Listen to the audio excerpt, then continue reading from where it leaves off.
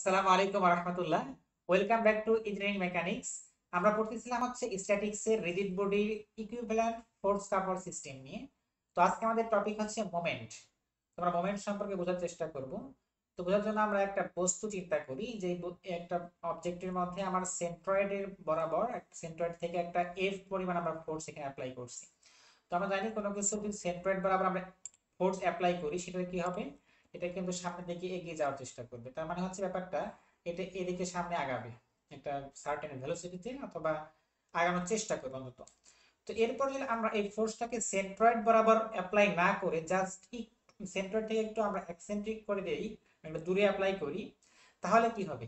তাহলে কিন্তু এটা আর সামনের দিকে আগানোর একটা টেন্ডেন্সি কিন্তু থাকবে না, বরঞ্চ এটা কিন্তু একটা ঘোরার টেন্ডেন্সি তৈরি হবে, রোটেট করার একটা টেন্ডেন্সি ক্রিয়েট হবে এখানে। মানে এই বস্তুটাকে রোটেট করা যাবে। তো এই যে একটা টেন্ডেন্সি ক্রিয়েট হচ্ছে একটা বস্তু রোটেট করার জন্য, তো এটাকে বলতেছি আমরা এই ফোর্সের মোমেন্ট বলতেছি আমরা। এখন এই মোমেন্ট আমরা ক্যালকুলেশন করব কি হবে, ক্যালকুলেশন করব আমরা এটা পরে আসতেছি, তাহলে আমাকে বুঝি যে হচ্ছে মোমেন্ট যদি আমরা এটাকে ডিফাইন করার চেষ্টা করি তাহলে কিভাবে বলতে পারি যে মোমেন্ট হচ্ছে আমার tendency to rotate a object, tendency of force, tendency of a force to rotate, to rotate a object. এটা আমরা এইভাবে বলতে পারি। অ্যাবাউট এভাবে বলতে পারি, অবশ্যই এক্সিস এর রেসপেক্টে এটাকে রোটেট করবে। সো অ্যাবাউট আ এক্সিস বলতে পারি, জাস্ট এম বা এক্স এটাই বলি না কেন, ফিক্সড বলতে পারি, ফিক্সড এক্সিস বলতে পারি। সো যাই হোক, তাহলে এভাবে মোটামুটি মোট কথা হচ্ছে আমার মূল আসল জিনিসটা হচ্ছে টেন্ডেন্সি, টেন্ডেন্সি অফ রোটেট, এটি হচ্ছে আমার হচ্ছে মোমেন্ট বলতে পারি।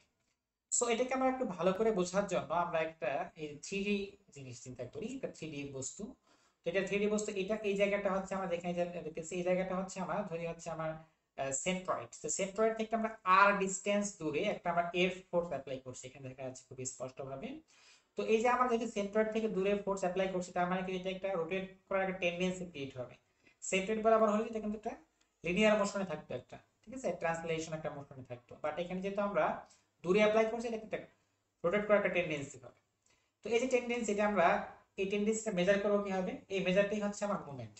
সো এই মোমেন্টটা আমরা মেজার করি হচ্ছে এম দ্বারা, চিহ্নিত করি মোমেন্টকে এম দ্বারা, বলি যে মোমেন্ট ইজ ইকুয়াল টু হচ্ছে আমার এম। তো এটা আমরা বের করি হচ্ছে এই যে আমার এই যে ফোর্স, এই ফোর্সটার ভ্যালু টাইমস হচ্ছে আমার এই ফোর্স থেকে এই বস্তুটা মানে যেই অক্ষকে কেন্দ্র করে ঘুরবে সেই অক্ষের মধ্যবর্তী নরমাল ডিসটেন্স। তোমরা যদি দেখি এখানে, যদিও আমরা এটা যদি আমরা অবস্থান ভেক্টর বা পজিশনাল ভেক্টর চিন্তা করি আর, যেহেতু এ বিন্দু আমরা ফোর্সটা অ্যাপ্লাই করেছি, সো ও এর রেসপেক্টে কিন্তু আমার এ বিন্দুর পজিশন ভেক্টর হচ্ছে আর।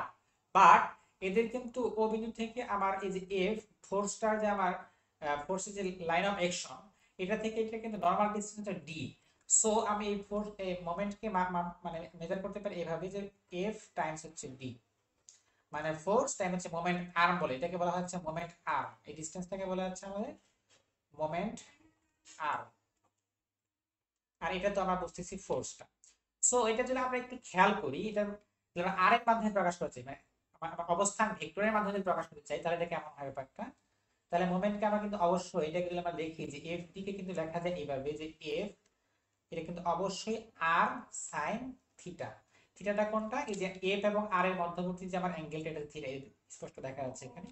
সো তো আমরা জানি কোনো কিছু যদি সাইন থিটা দিয়ে এরকম ইয়া হয়, তাহলে এটা কিন্তু আমাদের ক্রস প্রোডাক্ট হয়।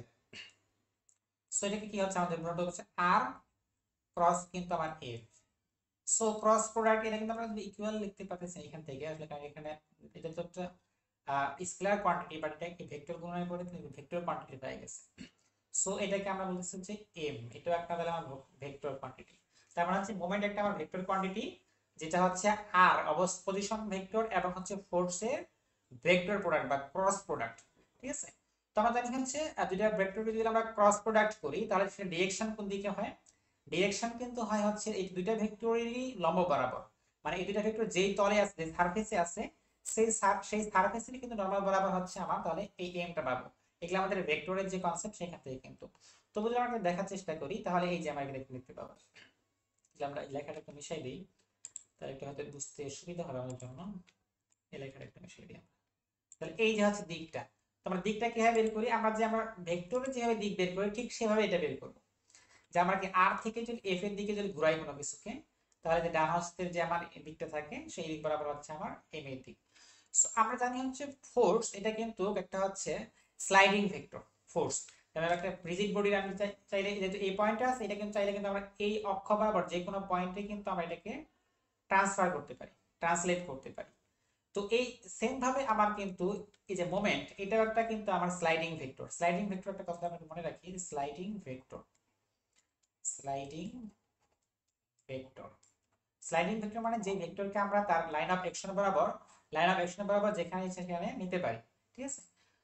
তো আমরা যদি এটাকে আরো একটু বোঝার চেষ্টা করি, তাহলে এইভাবে বোঝা যাবে যে আমরা দেখতেছি হচ্ছে যে একটু আমরা যদি আগের জায়গায় যাই, আমরা এখানে কিন্তু মানে মোমেন্ট ডিপেন্ড করতেছে আমার কিন্তু আর এর উপর। মানে আর যত বেশি হবে এটা কিন্তু আমার রোটেট করার টেন্ডেন্সি তত বেশি হবে। এখানে আমরা রিলেশন থেকে বুঝতে পারি। তার মানে হচ্ছে একটা ছোট অ্যামাউন্ট ফোর্স অ্যাপ্লাই করে দিলাম আর বাড়াই দেই, সেক্ষেত্রে কিন্তু মোমেন্ট অনেক ইনক্রিজ করবে। তো এটা একটা আমরা উদাহরণ দেখতে পারবো খুব ভালোভাবে প্র্যাকটিক্যাল নলেজে। যেমন সময় যখন যারা এটা রেঞ্জ ইউজ করে তারা এটা বিষয়টা বুঝবো। যেমন সময় একটা নাট খুলতে অনেক কষ্ট লাগে, এই একটা ছোট নাট, ছোট রেঞ্জ দিয়ে।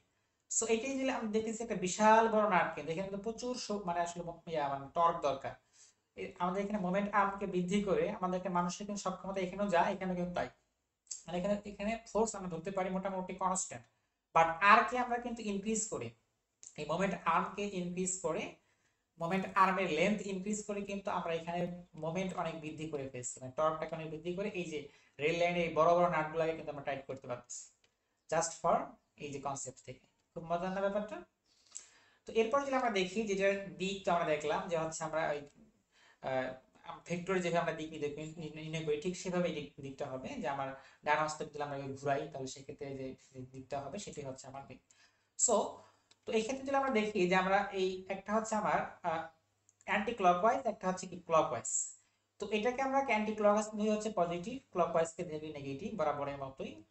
তো এটা কেন করা হয়, কারণ হচ্ছে আমরা যদি চিন্তা করি এই ফোর্সটা, এই যে এর যে প্রজেকশন ভেক্টর এটা কিন্তু DA2, এটা এটা কিন্তু আমার দেখাইতে হবে এইভাবে। যদি দেখাই আমরা যে কোনো ভেক্টর কিন্তু তার ক্রস করার পরে দেখাইতে হবে, আগে কিন্তু না, যদিও এদের মূল অ্যাকশন এখানে, বাট ক্যালকুলেশনটা এইভাবে দেখাইতে হবে। সো আমার কিন্তু আর ক্রস এফ, তো আর ক্রস এফ যখন আমরা চিন্তা করতে চাচ্ছি অ্যান্টি ক্লকওয়াইজ ঘুরতেছে, মানে মোমেন্টটা পাচ্ছি আমরা, সেটা আমরা বোঝানোর চেষ্টা করতেছি। তো আর ক্রস এফ যদি আমরা যাই তাহলে কিন্তু আমার এখান থেকে এখানে আসতে হচ্ছে। তো এখান থেকে এখানে আসি আমি, তাহলে কিন্তু আমার এখানে অবশ্যই জিনিসটা আমার মোমেন্টটা কিন্তু উপরের দিকে আসতেছে।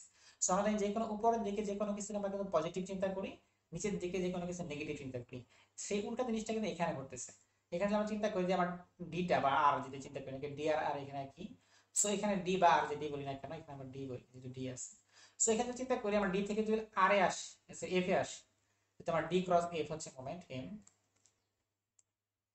সো এখন খেয়াল করি যে আমার কিন্তু এখন এদিকে ঘোরা লাগতেছে। সো এদিকে যদি ঘুরি সেক্ষেত্রে কিন্তু আমার এটার যে আমার ইয়াটা আসবে সেটা কিন্তু আমার এদিকে আসবে জিনিসটা, বুড়িয়া বুড়া আঙ্গুলটা চিন্তা করি আমরা। সো এই জন্য কিন্তু নেগেটিভ, এই জন্য আমরা কিন্তু অ্যান্টি ক্লকওয়াইজ কে পজিটিভ ধরি, ক্লকওয়াইজ কে নেগেটিভ ধরি। তো আশা করি আমরা এটাই প্রাথমিক আলোচনা বুঝতে পারছি মোমেন্ট সম্পর্কে। নেক্সট আমরা মোমেন্ট সম্পর্কে আরো একটু ডিটেইলসে পড়াশোনা করবো। এটা ভেক্টরের সাথে যে সম্পর্কিত এর প্রপার্টি গুলা কি কি আছে, এটা দিয়ে আরো কোনো একটা প্রপার্টি আমরা ডিফাইন করতে পারি কিনা, যেমন ক্যাপ কাপল, এগুলো আমরা দেখবো। সবাই ভালো থাকি। আসসালামু আলাইকুম ওয়া রাহমাতুল্লাহি ওয়া বারাকাতুহু।